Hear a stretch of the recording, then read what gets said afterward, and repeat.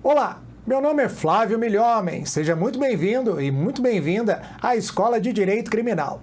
E muito obrigado pelo seu interesse no curso de Direito Penal Militar e Processo Penal Militar para oficial da Polícia Militar de Rondônia.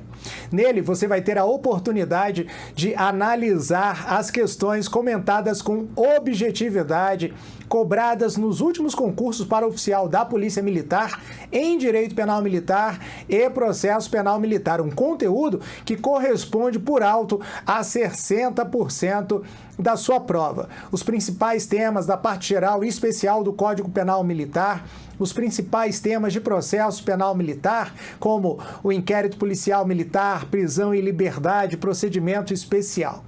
Para que você tenha uma ideia do que te espera, eu quero te convidar a assistir gratuitamente a primeira aula do curso de Direito Penal Militar e Processo Penal Militar para oficial da Polícia Militar de Rondônia. Espero que você goste e venha se tornar o mais novo aluno e a mais nova aluna da Escola de Direito Criminal. A nossa intenção é fazer com que você possa realizar o seu sonho, o sonho de ser aprovado no concurso para oficial da Polícia Militar de Rondônia. Um abraço do Milhomem. Olá, seja bem-vindo, seja bem-vinda a mais uma aula na Escola de Direito Criminal. E agora nós vamos falar a respeito do Direito Penal Militar, com a correção de questões da Banca VUNESP, que certamente contribuirão para a sua aprovação. Então, vamos ao que interessa, joga na tela, beleza? Muito bem. É o Direito Penal Militar aqui na Escola de Direito Criminal. E nós vamos então à nossa primeira questão. Uma questão cobrada pela Banca VUNESP em 2018, que traz a seguinte redação. Considerando o artigo 9º do Código Penal Militar e suas alterações dadas pelas leis 929996 e 13.491 de 2017, é correto afirmar que, letra A, os crimes militares em tempo de paz, quando dolosos contra a vida e cometidos por militares das Forças Armadas contra civil, serão da competência da Justiça Militar da União, somente se praticados no contexto de ação que envolva a segurança de instituição militar ou de missão militar, mesmo que não beligerante. Letra B. Consideram crimes militares em tempo de paz os crimes de que trata o Código Penal Militar, quando definidos de modo diverso na Lei Penal Comum ou nela não previstos, qualquer que seja o agente, salvo disposição especial. Letra C. Os crimes militares em tempo de paz, quando dolosos contra a vida e cometidos por militares estaduais contra civil, serão da competência da Justiça Militar Estadual, se praticados no contexto de ação que envolva a segurança de instituição militar ou de missão militar, mesmo que não beligerante. Letra D. Consideram crimes militares em tempo de paz os crimes de que trata o Código Penal Militar, quando definidos de modo diverso na Lei Penal Comum ou nela não previstos, quando o agente for militar, independente de disposição especial. Letra E. Os crimes militares em tempo de paz, quando dolosos contra a vida e cometidos por militares estaduais em serviço ou atuando em razão da função, em comissão de natureza militar ou em formatura, ainda que fora do lugar sujeito à administração militar, praticados contra militares estaduais da ativa, da reserva ou reformado ou civis, serão da competência da Justiça Militar Estadual processar e julgar o agente. Vem cá comigo. Pois bem, como você pode identificar, a questão versa a respeito do crime militar e da competência da Justiça Militar. É uma questão que tem natureza mista, que trata tanto do direito material, do direito penal militar, quanto do direito processual, o direito processual penal militar. E para isso, nós vamos precisar analisar dois dispositivos legais. O Código Penal Militar, com seu artigo 9º, que define o que é crime militar, classificando, na realidade quem faz a classificação é a doutrina, mas prevendo nos seus incisos quando nós estamos tratando de crime militar próprio, quando estaremos tratando do crime militar impróprio e, mais recentemente, com a edição da Lei nº 13.491, com nova classificação doutrinária, que é a de crime militar impróprio por equiparação ou extensão. E vamos falar também a respeito da Constituição Federal, no seu artigo 124, que define a competência da Justiça Militar Estadual. Então, vamos ao que interessa? Joga na tela, beleza? Muito bem.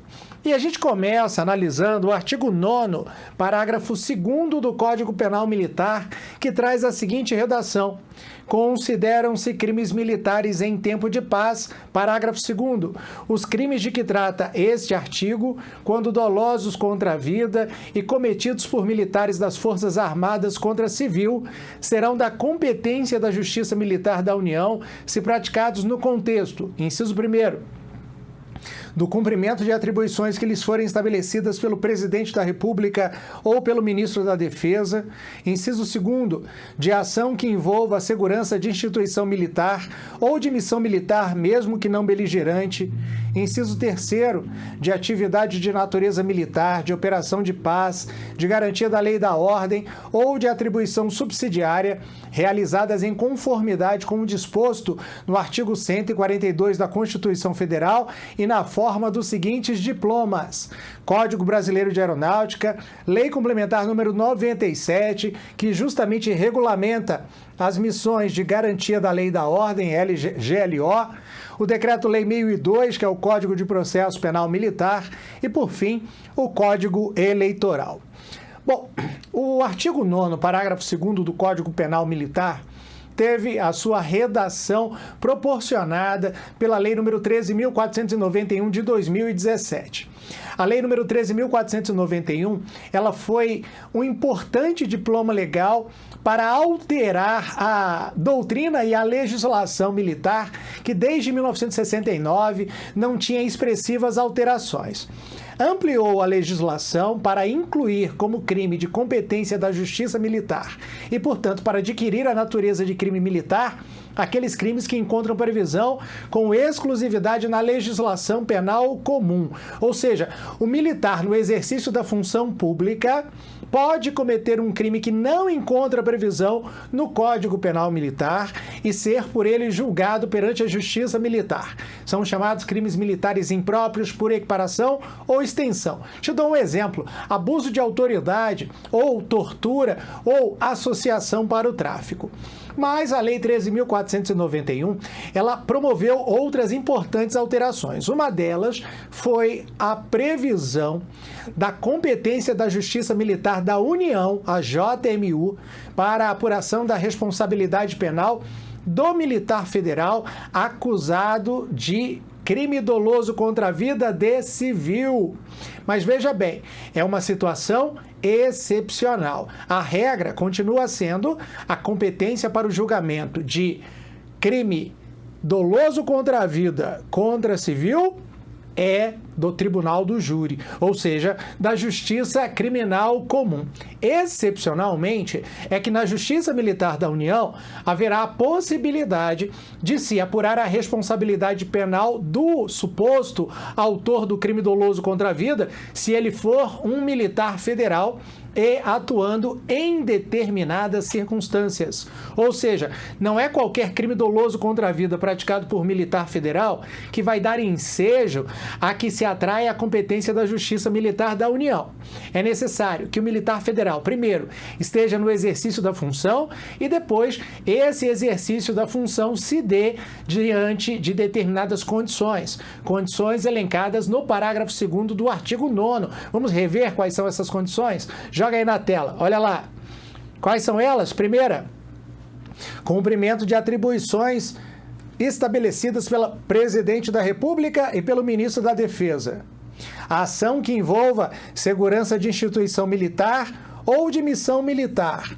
Terceiro, atividade de natureza militar, operação de paz, operação de GLO, garantia da lei e da ordem, ou de atribuição subsidiária, com base no Código Brasileiro de Aeronáutica, na Lei Complementar 97, que regulamenta a GLO, no Código de Processo Penal Militar e, por fim, também com previsão no Código Eleitoral, diante da possibilidade de que as Forças Armadas sejam convocadas para garantir o sossego e o acesso da população ao exercício do direito ao sufrágio universal.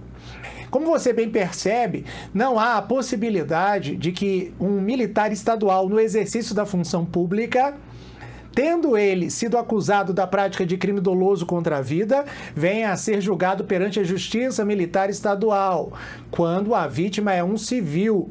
Por quê? Porque a exceção constante do artigo 9º, parágrafo 2º do Código Penal Militar restringe-se ao militar federal, ao militar da Marinha, do Exército ou da Aeronáutica. Regra absoluta que não admite exceção: militar das forças estaduais, forças auxiliares, polícias militares e bombeiros militares, sempre que forem suspeitos da prática de crime doloso contra a vida contra civil, tendo a vítima um civil, será ou terá a sua responsabilidade penal apurada perante o tribunal do júri. E da mesma forma, o militar federal que é suspeito da prática de crime crime doloso contra a vida, contra civil, fora das hipóteses elencadas no artigo 9º, parágrafo 2º, e igualmente terá a sua responsabilidade penal apurada perante o tribunal do júri, tá bom? Espero que isso fique bem claro. Certamente a gente vai ter a oportunidade de explorar mais essa temática em outras questões. Mas, aproveitando que nós já analisamos o artigo 9º, parágrafo 2º do Código Penal Militar, vamos então responder o item A para mostrar se ele está certo ou errado. Então vamos lá, joga na tela. Boa, muito bem. Item A. Os crimes militares em tempo de paz, quando dolosos contra a vida e cometidos por militares das Forças Armadas contra civil, serão da competência da Justiça Militar da União somente se praticados no contexto de ação que envolva a segurança de instituição militar ou de missão militar, mesmo que não beligerante. Vem cá comigo. Bom, como você percebe, a hipótese trazida no item A da questão é só uma das hipóteses elencadas no parágrafo 2º do artigo 9º do Código Penal Militar.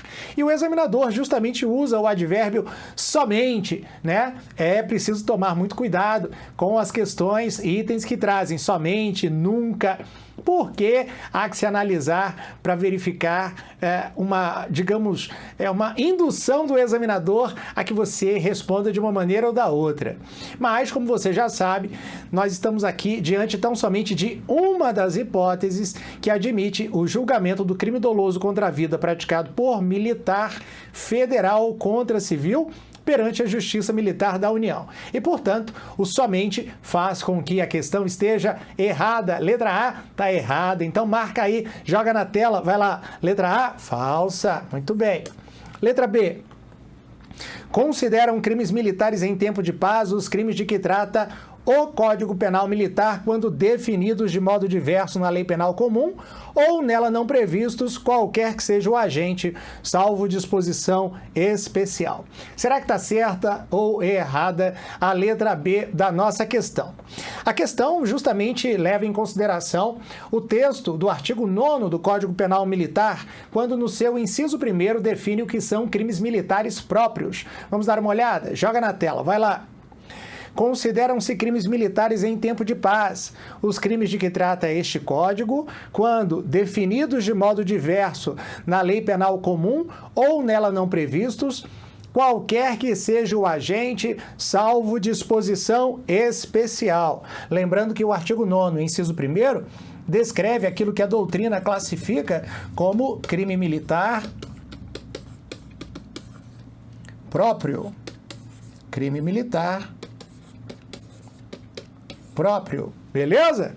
E como você pode perceber, o item B da questão corresponde literalmente ao artigo 9º, inciso 1º do Código Penal Militar, o que faz com que nós identifiquemos nele a resposta da questão. Então vamos marcar, joga lá na tela, letra B, certa resposta, letra B, a resposta da questão. Mas não vamos nos limitar a identificar a resposta correta, mas também vamos procurar identificar quais são os erros dos demais itens da questão. Vamos lá? Joga na tela, beleza? Item C. Os crimes militares em tempo de paz, quando dolosos contra a vida e cometidos por militares estaduais contra civil, serão da competência da Justiça Militar Estadual. Tá errado? Tá errado, você já sabe que tá errado. Primeiro porque a gente já achou a resposta correta.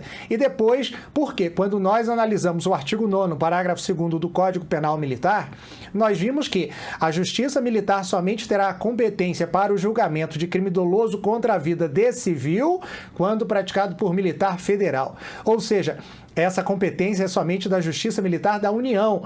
Não existe a possibilidade de que a Justiça Militar Estadual julgue um militar pela prática ou pela suspeita da prática de um crime doloso contra a vida de civil. Professor, onde é que está isso? Não está no Código Penal Militar, está na Constituição Federal e eu te mostro. Joga lá na tela. Vamos lá? Cuida-se da regra constitucional constante do artigo 125, parágrafo 4º. O professor falou anteriormente em artigo 124. Me desculpa, é um erro de tipo. Então, é artigo 125, parágrafo 4º, que define a competência da Justiça Militar Estadual. Joga na tela, vai lá. O artigo 125, parágrafo 4º da Constituição Federal da Carta Magna diz o seguinte: compete à Justiça Militar Estadual processar e julgar os militares dos estados nos crimes militares definidos em lei e as ações judiciais contra atos disciplinares. E eu aproveitei e já deixei grifado com o amarelo vivo para você não se esquecer. Isso aqui, ó, joga lá. Ressalvada a competência do júri quando a vítima for civil. Ressalvada a competência do júri quando a vítima for civil. Ou seja, crime doloso contra a vida praticado por militar no exercício da função pública contra outro militar é da competência da Justiça Militar Estadual. Crime doloso contra a vida praticado por militar no exercício da função pública contra civil é da competência da Justiça Comum do Tribunal do Júri, por expressa disposição constitucional, tá bom? Uma combinação do artigo 5º da Constituição Federal com o artigo 125, parágrafo 4º, que define a competência da Justiça Militar Estadual, beleza? Então vamos voltar lá, você já viu onde é que está o erro. O erro está aqui, ó, em dizer que a Justiça Militar Estadual poderia julgar o militar por crime doloso contra a vida de civil. A letra D. Consideram crimes militares em tempo de paz os crimes de que trata o Código Penal Militar quando definidos de modo diverso na Lei Penal Comum ou nela não previstos quando o agente for militar, independente de disposição especial. Onde é que está o erro? O erro está aqui no independente, porque o artigo 9º, inciso 1º do Código Penal Militar fala salvo disposição especial, ou seja, admite-se outro regramento que não esse, quando previsto de forma expressa em lei especial, tá bom? Então, letra D, tá errada. Joga lá na tela, letra D, errada. Letra E.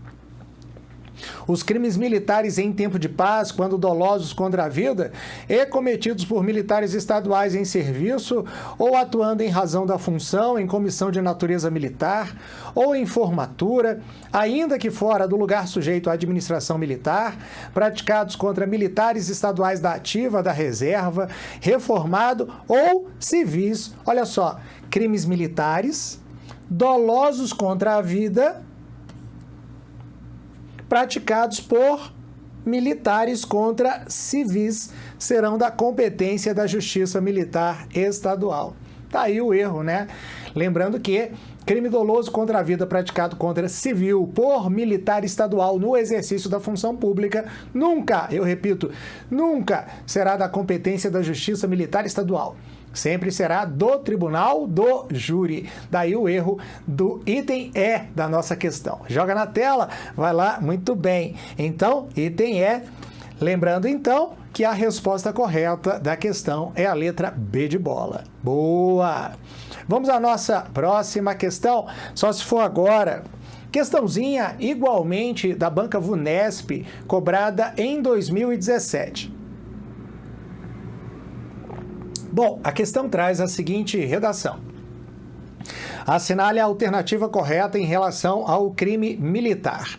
A questão, ela vai trazer outros aspectos, ela não se limita a discutir o conceito de crime militar e a sua classificação, mas ela trata da teoria geral do crime militar. E é sobre isso que a gente fala agora, sobre tipicidade e ilicitude no direito penal militar. Joga lá, na tela. Muito bem.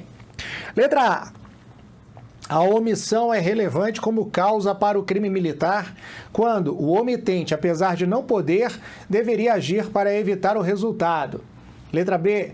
Disse o crime militar tentado quando, iniciada a sua preparação, não se consuma por circunstâncias alheias à vontade do agente. Item C. Deixam de ser elementos constitutivos do crime militar a qualidade de superior ou a de inferior, a de oficial de dia de serviço ou de quarto, ou a de sentinela, vigia ou plantão, quando a ação é praticada em repulsa à agressão. Letra D. Quando, por ineficácia absoluta do meio empregado ou por absoluta impropriedade do objeto, é impossível consumar-se o crime militar, a pena correspondente ao crime será diminuída de 1 a 2/3. E, por fim, letra E, a pena pode ser atenuada ou substituída por outra menos grave, quando o agente age em estrita obediência à ordem direta de superior hierárquico em matéria de serviços. Vem cá comigo.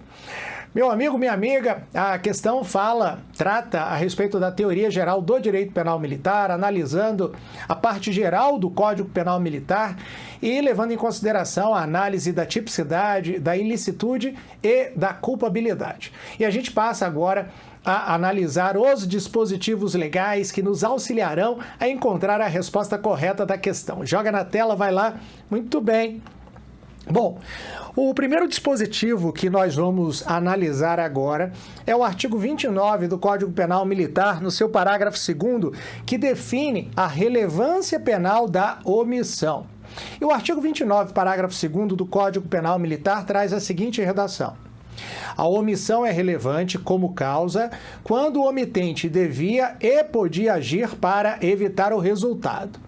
Eu já deixei para você grifado aqui em amarelo vivo para chamar a sua atenção, para que você não se esqueça que a conduta penalmente relevante no direito penal militar tanto pode ser a conduta comissiva, que é fazer algo proibido, como pode ser a conduta omissiva, que é deixar de fazer aquilo que a lei determina ou em face da assunção da posição de garante por parte do omitente. Tanto o fazer o que é proibido, como deixar de fazer o que é determinado, gerará responsabilidade penal. Mas os crimes omissivos têm uma característica própria. Por quê? O Código Penal Militar prevê que a responsabilidade penal por deixar de fazer o que se é obrigado por lei, ela depende da concorrência de 2 fatores. Quais são eles? Primeiro, o dever de agir e depois a possibilidade de agir. Porque se o agente tem o dever de agir, mas não tem, na situação em concreto, a possibilidade de agir, a ele não será atribuída responsabilidade penal. Então, guarde essa importante informação a respeito da tipicidade dos crimes omissivos no direito penal militar. Eles decorrem do concurso de 2 circunstâncias: poder e dever. Se o cidadão deve, mas não pode, ou pode, mas não deve, não se está diante da responsabilidade penal por crime omissivo. No entanto, se ele deve agir e pode agir, não agir atrairá para esse cidadão militar a responsabilidade penal pelo crime omissivo. E, por seu lado, se ele deve, mas ele não tem condições de agir, a ele é impossibilitada a ação. Nesse contexto, igualmente, ele não terá responsabilidade penal.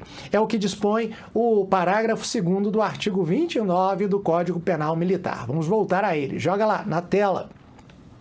A omissão é relevante como causa quando o omitente devia e podia agir para evitar o resultado.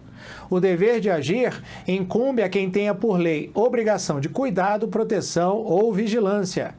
a quem de outra forma assumiu a responsabilidade de impedir o resultado e, por fim, a quem, com seu comportamento anterior, criou o risco de sua superveniência.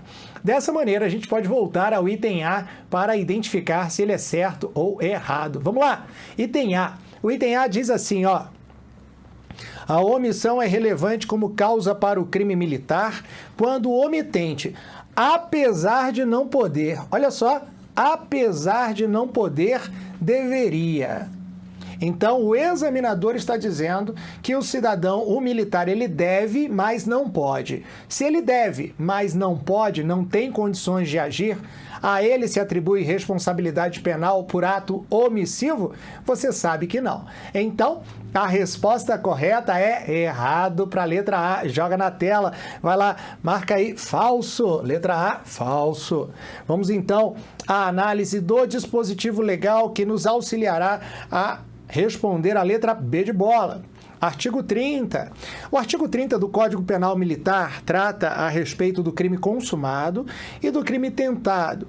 A questão versa a respeito da tentativa.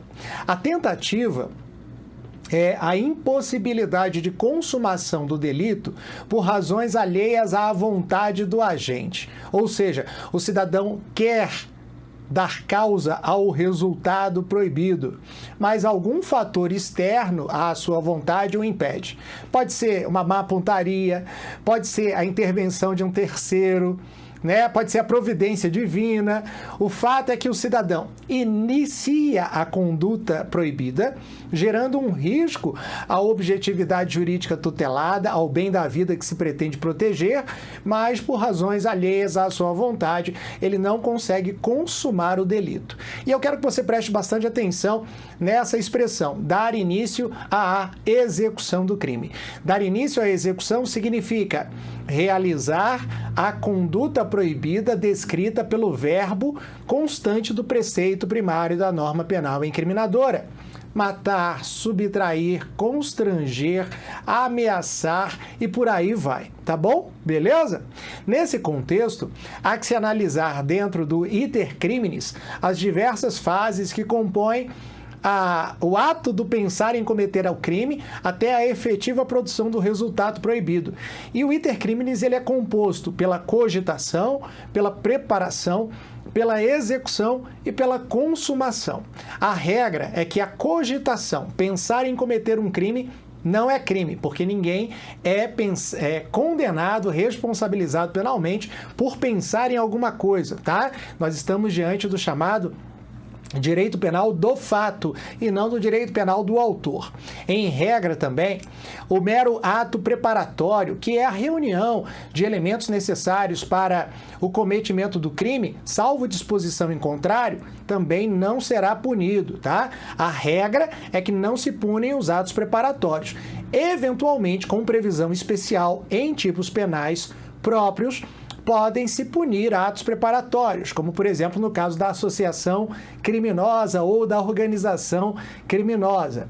Mas a doutrina entende, e a jurisprudência no mesmo sentido, que somente surgirá a responsabilidade penal para o agente a partir do início da execução, ou seja, do início da conduta proibida descrita no preceito primário da norma penal incriminadora, que é aquela parte do tipo penal onde se descreve qual é a conduta proibida, aquela que caracteriza crime. Por exemplo, no caso do homicídio, matar alguém. O início do verbo matar. Pode ser puxar o gatilho da arma de fogo, pode ser bradar e correr com uma faca em direção à vítima e por aí vai, beleza? É, portanto, o início da execução que caracteriza, em caso de interrupção da conduta do agente por razões alheias à vontade, a tentativa. E você vai ver que o dispositivo legal fala em início da preparação. E a preparação, eu lembro, em regra, não é um ato punível, em regra, porque pode haver tipo penal que preveja a punição da preparação. Tá bom? Beleza? Joga lá. Vamos voltar ao item B da nossa questão. Item B. Disse o crime militar tentado quando iniciada a sua preparação. Tá errado. Letra B, falso. Deveria ser aqui iniciada a execução. Beleza? Massa! Então, vamos lá ao terceiro dispositivo legal que vai nos auxiliar a responder à questão.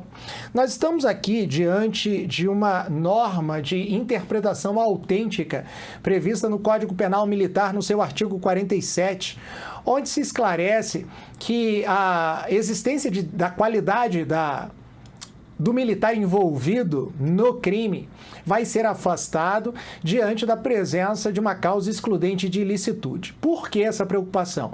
Porque essas qualidades identificadas no artigo 47 do Código Penal Militar fazem com que esse crime seja um crime considerado mais censurável diante da ausência dessa norma justificadora, dessa causa excludente de ilicitude, porque representa um crime contra a hierarquia e a disciplina militar e que é severamente punido.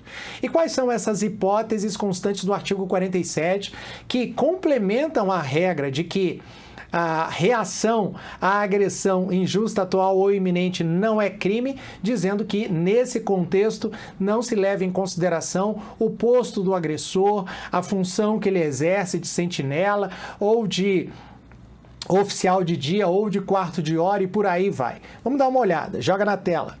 O artigo 47 diz o seguinte: deixam de ser elementos constitutivos do crime, inciso 1º, a qualidade de superior ou a de inferior, quando não conhecida do agente, inciso 2º, a qualidade de superior ou a de inferior, a de oficial de dia, de serviço ou de quarto, ou a de sentinela, vigia ou plantão, quando a ação é praticada em repulsa à agressão. Ou seja, se nós estamos diante da repulsa a uma agressão e repelir a agressão injusta, atual ou iminente, usando dos meios necessários de forma moderada, afasta a responsabilidade penal do agente, por igual razão, não subsiste o posto ocupado pelo agressor, nem a função por ele exercida. Mesmo o inferior pode agir em legítima defesa contra uma agressão injusta de um superior. É isso que diz o artigo 47, inciso 2º do Código Penal Militar. E, por acaso, é a resposta da questão. Joga na tela, vai lá. É o que diz o item C da nossa questão. Deixam de ser elementos constitutivos do crime militar a qualidade de superior ou inferior, a de oficial de dia, de serviço ou quarto, ou a de sentinela, vigia ou plantão, quando a ação é praticada em repulsa à agressão. Portanto, letra C é a resposta da questão. Muito bem, vem cá comigo. Meu querido, minha querida, espero que você tenha gostado e que aproveite as nossas próximas aulas de Direito Penal Militar, Processo Penal Militar, Direito Penal, Processo Penal, aqui na Escola de Direito Criminal, comigo, o professor Flávio Milhomem. Um abraço do Milhomem e até a nossa próxima aula. Valeu!